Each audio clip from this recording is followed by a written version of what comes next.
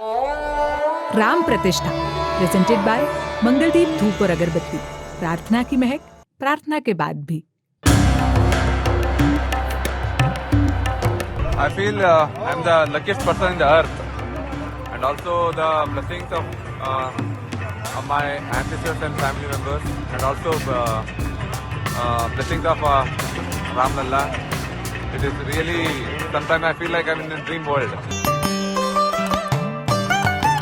मंगलदीप, भगवान से दोस्ती। 22 जनवरी को अयोध्या में राम मंदिर में मूर्ति की प्राण प्रतिष्ठा का अनुष्ठान पूरा हुआ। सोशल मीडिया पर भगवान राम की प्रतिमा की कई फोटोज वायरल हुई। लोग बाल रूप वाले राम की प्रतिमा को देखकर बहुत इमोशनल नजर आए।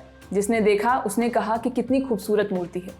खासकर प्रतिमा में भगवान राम की आंखें लोगों को खूब भाईं, जिसके बाद से ये चर्चा होने लगी कि प्रतिमा को बनाने वाले शिल्पकार अरुण योगीराज को इसे बनाने के लिए क्या क्या निर्देश दिए गए थे, उन्होंने कैसे इस मूर्ति को बनाया।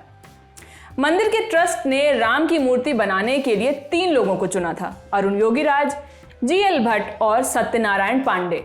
मूर्ति बनाने के लिए जो निर्देश दिए गए थे वो भी हम आपको बताते हैं। पहला, राम का जो चेहरा होगा वो हंसते हुए दिखना चाहिए। दूसरा, मूर्ति दिखने में दिव्य लगनी चाहिए। तीसरा, मूर्ति बाल रूप की होनी चाहिए।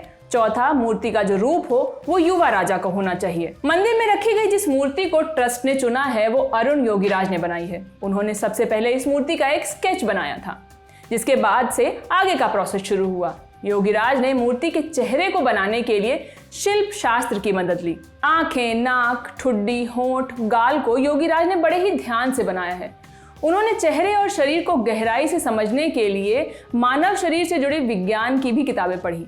यही कारण है कि मूर्ति दिखने में असल व्यक्ति जैसी नजर आती है। खासकर रामलला की आंखें, जिन्हें देखकर लगता है कि वो सीधे आपको ही देख रहे हैं। अरुण की पत्नी विजेता ने इंडिया टुडे से बात करते हुए क्या कहा, आइए सुनते हैं। बहुत खुशी हो रही है, एक तृप्ति का फीलिंग हो रहा है। मन तृप्ति हो गया और ऐसा लग रहा है कि हमने जीवन की सब साधना प्राप्त कर लिया। हम मकर संक्रांति का फेस्टिवल का सेलिब्रेशन कर रहे थे, ये न्यूज़ आके हमारा सेलिब्रेशन डबल हो गया। चूंकि राम की मूर्ति को 5 साल के बाल रूप में बनाया जाना था, इसलिए अरुण योगीराज ने इस पर खासा ध्यान दिया है।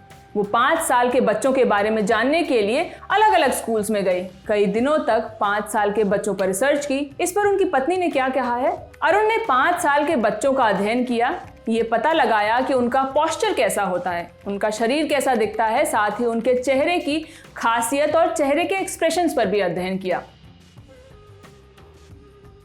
राम मंदिर की मूर्ति को बनाने के लिए कृष्णशिला पत्थर का इस्तेमाल किया गया है। ये कर्नाटक के मैसूर में पाया जाता है। राम मंदिर की मूर्ति बनाने के लिए इसका इस्तेमाल किया गया है क्योंकि पत्थर में किसी भी तरह का केमिकल रिएक्शन नहीं होता।